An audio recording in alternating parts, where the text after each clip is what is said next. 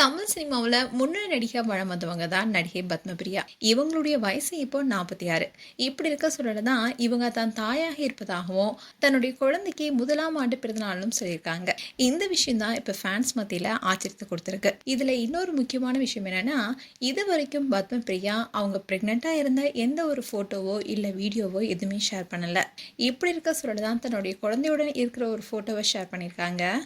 இதை பார்த்த நடிகை அபிராமியோ அவங்களுக்கு வாழ்த்துக்கள் சொல்ல, அதுக்கு பத்மபிரியா ஒரு ரிப்ளை மெசேஜும் கொடுத்திருக்காங்க. அந்த ரிப்ளை மெசேஜ் தான் இப்ப பலரும் பேசக்கூடிய ஒரு விவாத பொருளாகவும் மாறி இருக்கு. பத்மபிரியா சேரனுடைய டைரக்ஷன்ல தவமாய் தவமிருந்து படத்தின் மூலமா தான் தமிழ் சினிமாவில் இன்ட்ரோடியூஸ் ஆனாங்க. அதுக்கப்புறமா சில படங்கள் நடித்து மக்கள் மத்தியில ரொம்பவே பிரபலமானாங்க. இப்படி இருக்க சூழல் தான் பத்மபிரியா ஜாஸ்மின் ஷா என்பவரை காதலிச்சு திருமணம் செஞ்சுக்கிட்டாங்க. ஸோ இவங்க திருமண வாழ்க்கையில இருந்ததுனால படங்கள் எதுவுமே நடிக்காம இருந்தாங்க.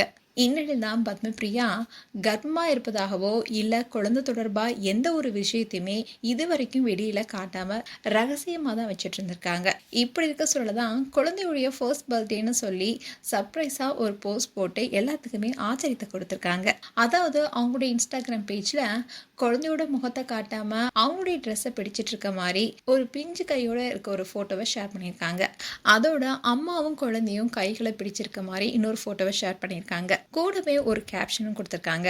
அதாவது வாழ்க்கையின் அற்புத 365 நாட்கள்னு ஒரு அழகான கேப்ஷனும் கொடுத்திருக்காங்க. ஸோ இதன் மூலமா தான் தாயான விஷயத்த வெளியுலகத்துக்கு சொல்லியிருக்காங்க. அதே சமயம் பத்மபிரியாவுடைய இந்த போஸ்டுக்கு நடிகை அபிராமி, நான் உன்னையோ உன்னுடைய குழந்தையோ ரொம்பவே நேசிக்கிறேன்னு கமெண்ட் பண்ணியிருந்தாங்க.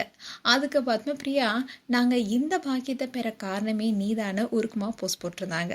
அந்நடிகை அபிராமி திருமணமாகி பல வருடங்களுக்கு அப்புறமா ரீசெண்டா தான் பெண் குழந்தைய தத்தெடுத்து வளர்த்துட்டு வராங்க. அப்படி இருக்கும்போது பத்மபிரியாவோ காரணமே நீதான போஸ்ட் போட்டிருக்கிறதுனால நடிகை பத்மபிரியாவோ அபிராமி போல குழந்தைய தத்தெடுத்து தாயாகி இருக்காங்களான்னு இப்போ சோஷியல் மீடியால பலரும் கேள்வி எழுப்பிட்டு வராங்க. ரீசெண்ட் டேஸா பத்மபிரியா அவங்களுடைய சோஷியல் மீடியா பேஜ்ல ரொம்பவே ஆக்டிவா தான் இருக்காங்க. டிராவலிங் பண்றதாகட்டும், போட்டோஷூட் ஆகட்டும், எல்லாமே ஆக்டிவா தான் இருந்துச்சு. அந்த சமயத்துல எந்த ஒரு மகிழ்ச்சியான தருணத்தையும் அவங்க சொல்லவே இல்லை. அந்த அழகான தருணத்தை ஒரு வருடம் கழித்து இப்போ ஃபேன்ஸ்க்கு ஷேர் பண்ணியிருக்காங்க. எது எப்படி இருந்தாலும் குழந்தை என்ற வரமே ஒரு அழகான விஷயம்தான். அதுவும் தத்தெடுத்து குழந்தைய வளர்க்குற அந்த விஷயம் ரொம்பவே அழகான விஷயம். அந்த மனசு எல்லாருக்கும் வந்துடாது. உண்மையிலுமே இது மாதிரி குழந்தைய தத்தெடுத்து வளர்க்கும் போது அனாதை என்ற வார்த்தைக்கு இனி இடம் இருக்காது. மேலும் இது போன்ற வீடியோஸை பார்க்க நியூஸ் தமிழ் கிட்ஸ் சப்ஸ்கிரைப் பண்ணுங்க அண்ட் மறக்காம நோட்டிஃபிகேஷன் பட்டனை கிளிக் பண்ணுங்க.